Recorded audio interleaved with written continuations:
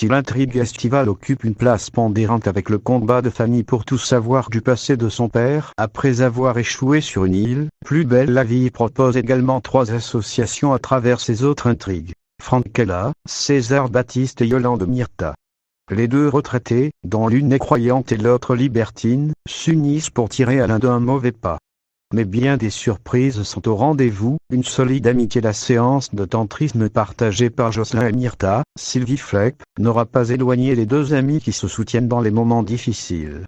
Yolande, Elisabeth Comelin, et Myrta semblent inséparables et la première a même convaincu son amie pratiquante de retourner dans un club libertin. L'objectif ? Enquêter et trouver l'identité du maître chanteur qui filme à leur insu les participants d'Orgies sans limite.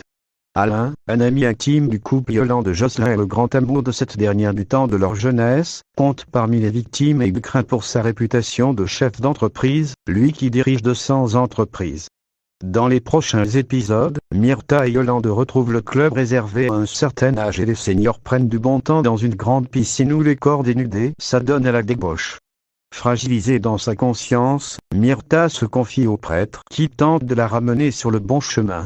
Mais à la manière d'un Damien en 2005, le prêtre, étonnamment dans la lumière ces derniers jours, pourrait bien cacher son jeu. Pour découvrir si le jeune homme d'église est coupable, Yolande et Myrta peuvent compter sur le renfort de Kylian, serveur au club. Oscar joue-t-il la comédie ? Par ailleurs, Oscar continue de faire la cour à la mère de Luna, indécis.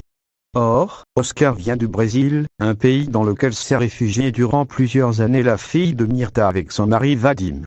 Oscar ne peut pas être écarté de la liste des suspects. Quant à Alain, qui s'est éloigné de Marseille, il n'a jamais prouvé qu'il était véritablement victime de ce chantage. Sa soudaine disparition est curieuse.